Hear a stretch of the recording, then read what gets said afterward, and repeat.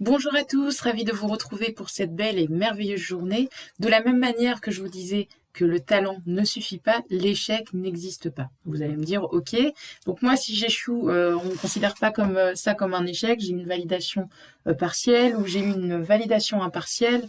En tout état de cause, j'ai pas mon diplôme et bon, vous êtes en train de me dire que l'échec n'existe pas. En fait, l'échec, il faut vraiment le prendre dans sa globalité, prendre de la distance. Et d'ailleurs, ce n'est pas un échec, comme je le dis.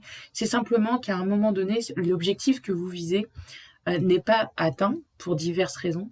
En l'occurrence, dans la VAE, lorsque vous avez une validation partielle ou une invalidation, c'est possiblement que vous n'avez pas su comprendre ce qu'on attendait de vous véritablement, vous n'avez pas su développer l'intégralité des compétences, vous n'avez pas forcément effectué les bons choix d'expérience parfois qui vous ont permis d'aller plus loin dans votre analyse et de développer les compétences attendues.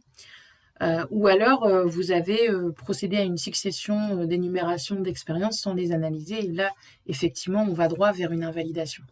En tout état de cause, l'échec n'existe pas parce que vous allez apprendre de cette expérience et c'est bien là-dessus que je veux vous emmener, c'est que d'ailleurs dans une VAE ou pas, peu importe le résultat que vous avez, déjà vous avez fait quelque chose. Donc là-dessus vous pouvez être fier parce qu'il y a bon nombre de personnes qui ont plein d'objectifs, qui ont plein de rêves mais qui ne déclenchent jamais la première action ou la première étape. Donc au moins vous avez cette fierté et ce courage d'avoir osé faire quelque chose. Et puis au-delà de ça, je dirais même que de toute façon, après une VAE, on n'est jamais réellement la même personne. Donc, on a pris le temps de rédiger, on a pris le temps de se connaître, on a pris le temps de comprendre son fonctionnement.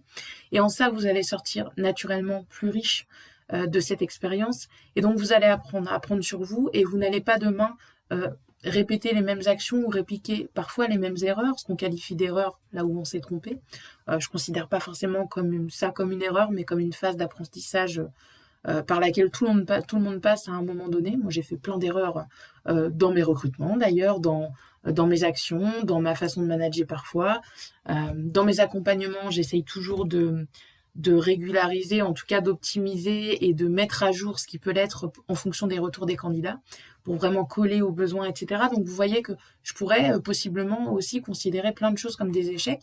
Or, je vois l'erreur ou la marge de manœuvre ou la marge de progression plutôt que de voir simplement que j'ai échoué et prendre mon mouchoir et pleurer. Alors je dis pas que tout est rose et tout est facile, hein. Forcément échouer parfois c'est compliqué, il faut le temps de digérer et donc faut aussi s'accorder ce temps-là, ce temps de digestion, de compréhension pour ensuite en tirer je dirais pas une leçon, mais en tout cas comprendre ce qui s'est passé, intégrer et puis aller de l'avant.